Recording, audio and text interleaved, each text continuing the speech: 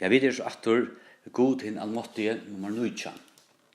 Det som jeg har rønt av vurs nå, tverda sørste ferien her til at vise tikkum, det som ikke fæta, til at tryggven en gava som god til vi giver okkom. Det en gava som god til vi giver okkom, og det fantastisk av å huske om det. Men jeg rønt i øyne jeg vise tikkun hettar, hendan dobotløkan som så ofte renner okkom i, som vi leser i Rombraun og 26, så kommer det tryggven at det som prætikar verur, og det som prætikar verur, kommer vi åre Kristusar, etla vi åre Guds, og hele anden gjør det livant. Så det er våpnet som vi hava, at få folk i hebra tryggva, til åre Guds, og det er her tryggven blir skapt. Og etter sørger vi da øyne mitt anna, flere steder i skriftene, til dømes, hvis vi tenker Johannes evangeliet kapittel 20, vers 3, her sier Johannes såleis. Og øyne mange andre tekjen, som ikke å skriva i Jesu bok, gjør det Jesus for i egen lærersmann søgna. Så han gjør nek andre tekjen, som ikke skriva nyer. Ta videre vi ber fra Mattias, Markus, Lukas. Jeg enda øyne andre som ikke skriva i her, gjør det han øyne. Men så sier han, vers 31, men hese å skriva, for at vi skulle tryggva at Jesus Kristus sonur Guds. Tryggven kjemur og gjøknen hese årene. Og så sier han videre, og for at tid vi at tryggva skulle ha lov i navn i hans herre. Bare legg mest til hvordan det står Ahersland blir lagt av året. Og selv om det videre at det heilige andre skal gjøre livant. Nå, hvor er det ikke fram? Du sier til trobeløgjen hese, som suttje i samkommen i det. Det til at frelsan bare en avgjørespurning som jeg skal avgjøre, som jeg skal take, eller som jeg skal avgrøye. Og jeg har sagt det, hvis vi suttje til øyne kan løgne at det er mennesker som teker avgjørende, så dette vi ned ut til grøvene som øyter vi færre inn og røyne gjøre det lettere. Vi færre gjøre oppgavene til alle andre, vi færre røyne gjøre for at skulle take imot. Og det er det som henter i det, og i nekvann samkommer. Det er nekvann samkommer som har sparska mivus undervisning ut. Det er det få samkommer som har mivus undervisning. Hvor er mivus undervisning? Det er så at vi kommer til å trykke hvor god det er, og oppleve god. Det har sparska det ut. Det har tidlig drama inn, det har tidlig sjønløk, og det har tidlig kreativiteten inn, og i samkomna, du sier du, folk dama det betur. Det er sånn som ikke orska ganske lust etter denne tal. Du gjør det. Men spørningen at det rett? Jeg hører en fall si, ja, men minnes til så nek folk vi kreative evner. Ja, men kjære, vi har ikke bruk for taleren vi kreative evner. Vi har bruk for taleren som leser året og hele andre gjør det livende, tar trygg på det selv, og tar brenna for det, og tar elsker det, og så gjør det videre. Tog er det så alvarsamt, og jeg vil si på en vei, hvis det var neka vi min kreativitet at folk blir frelst, så har jeg sagt opp i presten i Hebron. Ikke vil jeg øyne det alt rett. Hvis det var neka av mer, så har jeg ikke gjort. Så har jeg ikke vil jeg. Så er det slutt. Det må inn. Men dette er veldig gjørst, og folk har så gav evner og annet tøylukt, men vi må anse etter at det ikke fyrer inn og teker det som kommer i stegen. Og dette var det som det første Kristus gjør det. Nå, vi skulle ikke hitja etter hvordan æra samkommer gjør det som nå livet. Men vi kunne alltid være atter i apostlasøvna, som søvan om hvordan evangeliet sprøytes ut til høytningene. Og her har vi, man kan si bøtjene, som viser oss hvordan det gjør det. Nå, det som de gjør det, de tror på Guds allmått. De visste at frelsen var en gava som bare Gud kunne gjøre en menneske. Og tog var det. Så les apostlasøvna, prøv å vite hvordan det kreativ evner de brukte, hvordan det drama, hvordan det sjønlag gjør det de. Det gjør det ikke. Jeg bare ikke for at dette her uifittla ofte, og at det kommer i stegen for i årgods. Og rett det EU-buss rundt øysene. Det må ikke få for størst plass hos han kom. Men legg meg ikke til, hva var det til første kristen gjør det? Vi leser i Apostlasund 3000 saler var frelst, og vi kjenner det verset så vel, og i Apostlasund 2:44, det er helt utrolig fast, vi lærer apostlene, samfunnet, vi brevbrødene og bønner. Det er som det er helt utrolig fast vi, det var lærer apostlene. Du lærer apostlene, heldur ödlun hinon og tjekk, samfellet, breibrødningene, at brøda breie og bønene. Hvis vi lærer apostlene ikke være, så har vi her så ikke vire. Hette var det helt fast om. Og det så at frelsen var et suverent verk som bare god gjør det, og tog hilde det seg til å forkynne året. Tog brukte det ikke andre ting, tog det tro på Guds allmått. Hvordan var det da? Så legg mest til hvordan Lukas sier det, vi er i samme kapittel, vers 24. Her tar han om de som er utenfor. Han sier om de, de lov av gode, og var nekv omhilden av ødlom falskene. Så selv om det var en fortjenskap med evangeliet, så gjør det godt så det var avhilden. Og så sier hun her, og Herren leie daglig at trætøymon nøker som lød seg frelsa. Nå, Victor kveler dette verset, det han sier, Herren leie daglig at trætøymon nøker som lød seg frelsa. Det er ikke det som stender her. Det stender ikke i griska. De lød seg ikke frelsa. Altså, atter avgjør som de tog. Det stender slett ikke her. Nå, da har sier det såleis. Men Herren leie kvønde nøker at du tøymon som vera frelst, etla som frelst blivo. Det er sånn? Ikke lød seg, og ikke være her. Den danska sier øyst det samme, akkurat det samme. Herren leie træt som de som blivo frelst. Det var Herren som leie til træt som blivo frelst. Du kan ikke til ensko, atlar, det er bare øyn gammel dansk omsetning som sier at det er, og det har Victor brukt det her på. Nei, Herren leie daglig at trætøymon, de som frelst blivo. Det var Herren som leie det at træt. Tog dutte det ikke nyr i seg grøvene, at de vil gjøre det møyra skillet og annet. Nei, de tror på hele andan og året. De får kynne av det ut og kun gjøre det året. Og det var en veldig respons. De brukte ikke drama, de brukte ikke sjånløg, de brukte ikke alt dette her skvattel som vi brukte det. Men det var veldig vekking. Og tog det så alvarsomt. Det er skilt du heter. Jesus sier i Matteus 28, lærersmannen visste du heter her. Han sier her på en han risen opp. Da står Jesus fram og taler til torre og sier, mer givet alt valgt og i himmelig og i jør. Han er Herren. Det er han som legger folk av træt. Tog var det trofast i møter årene. Ikke for fra årene og gjør det nemmere og tåsa og minne og hattar og hattar og hattar. Det er mettelig viktig. Mer ikke vi alt valgt i himmelig og gjør. Og så sier han, færre tog ut og gjør ødelfalkastle til lærersvannet. Færre ut vi har som myndlagan. Færre ut, og så sier han døypetar. Vers 20. Og lære tar at halda alt. Og jeg har vi boet tikkum. Og det er det som det gjør her. Det er helt utrolig fast vi lærer av apostlene som var år Jesus her. Og vi tikkum, atla deir lukka til enda tujana. Så stod, hetta vet det som de første kristne så. De tro på Guds suverenitet. Ja, de pratet av omvending. Ja, de pratet av trygg. Men de visste det var Herren Jesus Kristus som leie til at træt. Hette det som samkomman og det har mist. Vi har så nekvar personer i samkomne som slett ikke sudja den sannlaga. Det er farlige hans personer. Og tog dette deg inn og kåre disse tingene ut og halte, hvis vi bare går ut det, hvis vi bare gjør dem underhold, og hvis vi gjør dem eta, jeg har ikke sagt at vi skulle gjøre dem eta, gjør alle disse tingene i stedet, så er det for dette deg inn. Nei, apostelsøen viser åkken hvordan det henter. Men så kan onkel si, ja, men jeg kan til sånne mennesker som ikke tog med lust etter Bibelen. De tog meg ikke. Hva skulle jeg gjøre til? Hva vil jeg røyme? Og i Jesu navn, lät det fære. Du tar det Jesus. Det skal du vise til neste før. Det får du ikke tog å komme nå.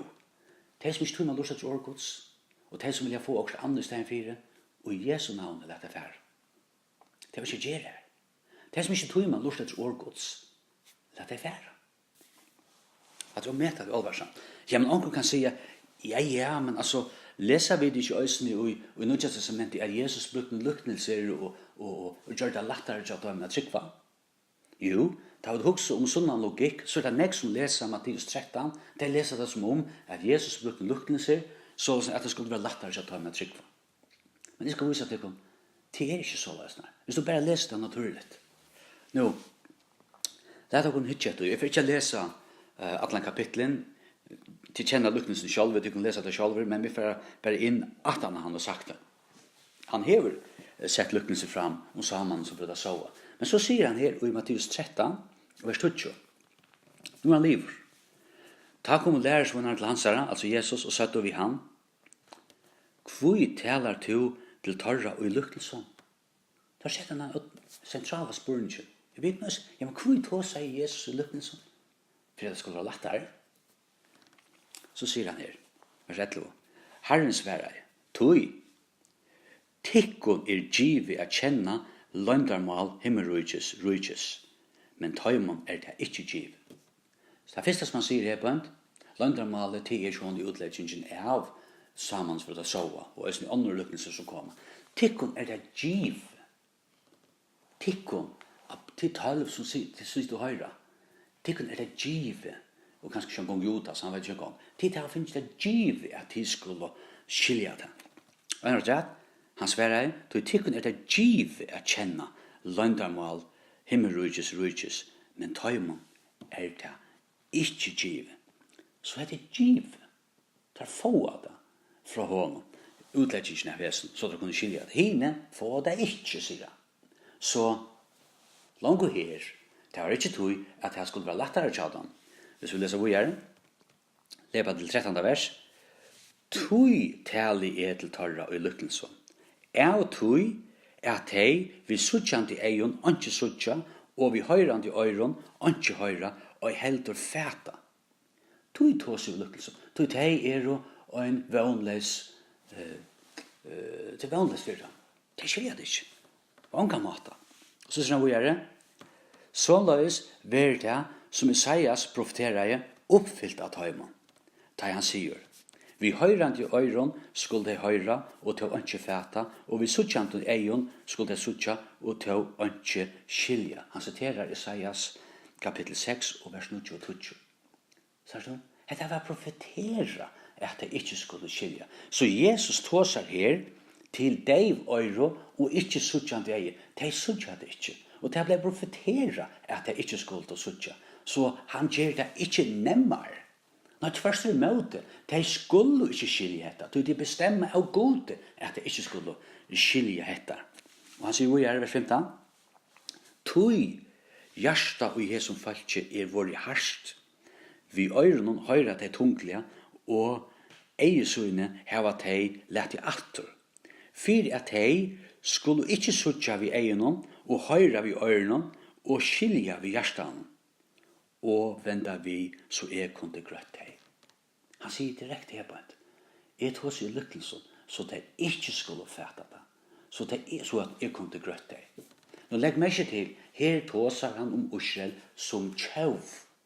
Sjålvand var det individer, personer som ble frelst, apostlene og ånder, og i apostlasjonen har langt vært at 3000 saler ble frelst. Men tjauven skulle ikke venda vi.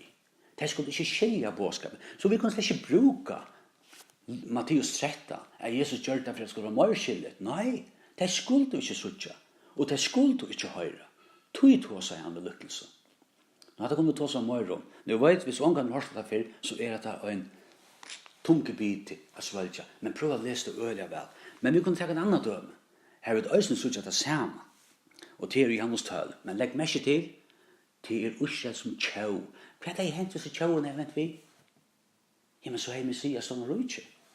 Ja, men så Kristus ikke støy til Golgata krosset. Så kommer evangeliet ikke til løytningene. Sørst du? Her har vi den dobbeltløyken. Var det tog det ikke ble frelst, tog at god forreit om ham, på samme måte som vi Jesus i Kristi, det som hånd gos fra man undan her gjør det skulle hende. Nei, det stand også til ansvar at det ikke ville takke med det, men samståndet var at øyne giver av gode, at det ikke skulle takke med det. Det skjer jeg vet ikke. Nå, Johannes taler så til øyne, og vers 33. Men til at han har gjort så mange tekin fri egen tørra, tro de ikke ha han. At det var Johannes taler 33. Så han har gjort så mange tekin, men de tror ikke. Hvor tror de ikke? Vers 38. Fyre at år Isaias er profet skulle genge ut. Det som han har sagt. Herre, hvor tror du som han hørte av okkon? Og for kvarjon var armor herrans åpen beravur. Tui kunne de ikke trykva. Tui Isaias har opphatt sagt. han hever blinda ei torra og gjørst hjarta torra harst, så de skulle ikke suttja vi eienum og ikke skilja vi hjartanen og venda vi så kunde grøtt tei. Sagt du? De skulle ikke venda vi. Det var ikke givet av tøymon som lærersvannene og flere andre individfinkta. Tjoen fikk ikke så omvendt ikke. Men hun fra få han av søtten, da Jesus kom atter. Og det kunne høre om det før morgen om bæringen. Så vi suttje her på et. Ergo, luknelsene. Vanligvis tenker folk, Jesus brukte luknelser, han brukte søver. Så det kunne være nemmere at jeg med det. Nei, han gjør det for det ikke skulle trykva. Så det ikke skulle vende vi som tjau. Så øysen hatta vil feia ut som argument, som mange folk brukar. Nå, jeg røyner bare å vise det. Du sier du, det ber så vel til å lese Bibelen på en naturlig måte.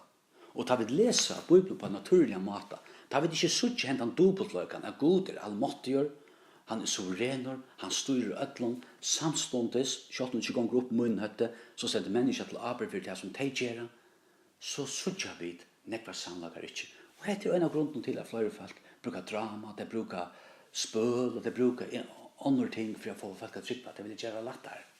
Men så du kan ikke bruke et argument. Og tog det så alvarsamt. Tog det så alvarsamt at vi får inn, og vi setter oss nyer, og gjør oss tog, og vi sier, Herre, hjelp mer at jeg ikke bare leser Bibelen ved min naturlige logikk. Så blir vi akkurat som du skriftlærte og farsierne, som vi langt av tås om siste søndag. At ta skilt du ikke. Ta fengt av det ikke. Du tar løs på en naturlig måte. Alle anten viser oss at det var syndere, at det var forferdelig holdt, men da skjedde bare, det hadde vi ikke gjort. Og det er det som folk gjør. Det har noen briller oppi. Tog suttja deg, bare at det er naturlig i skriftene. Kære til Bibelen er even naturlig. Men det er omedelig alvarsamt til åkne suttja. Så Herren tog seg ikke i lykkelsen for å gjøre det lettere. Hvor var det lærersvannene fikk på å høre det? Tog det var givet. Tog gjør det. Nå heter mest sånn ikke, jeg vet ikke skulle røyne gjøre en tale og enkelt og grøyt. Selv om det skulle vi gjøre det. Men det er andre sørste enda som gjør at vi tar imot det. Så ikke folk kommer imot det, men bare for å vise dette, og så ofte når man tar ting ut av sammenhengene. Så lær dere anse etter at det ikke blir for kreativt i samkomne tjåken, så det er at året fullstendig detter ut. Minst til året som skapar trunna. Det er det som skulle pratka. Og det som er rævlig viktig, og metelig viktig, det er at jeg sjalvor som prater ikke året, at jeg er gripen av det. At jeg enda ferdig til tarer. At jeg elsker det som jeg leser, og alle andre åpenberer det for mer. Og det gjør vi jo gjør. Og det er det som ofte han i øsene for, man kan si, at jeg var dyrve til andre. Så lær dere ikke huske så nek om at det er mennesker som ikke trykker. Syv to bare fyr og les årgods og lær alle andre gjøre livet til tunne løyve. Ja, tiltrost. Så skal du bare suttje averskan som du øsene hever, så du øsene suttje om det første kristne. Du har kjent og der atter. Du har så og dyrve at du har vært sammen med Jesus Kristus. Hatt det mål. Så måtte Herren hjelpe dere neste fyr, for jeg vet hvor og for å ta seg mer om at Jesus lät deg fære som ikke vil til å takke med råren. Måtte Herren sikre noen øl. Amen. Og lær dere ta som etter at vi møtes mandag. Hvis det er noen spørsmål i Amen.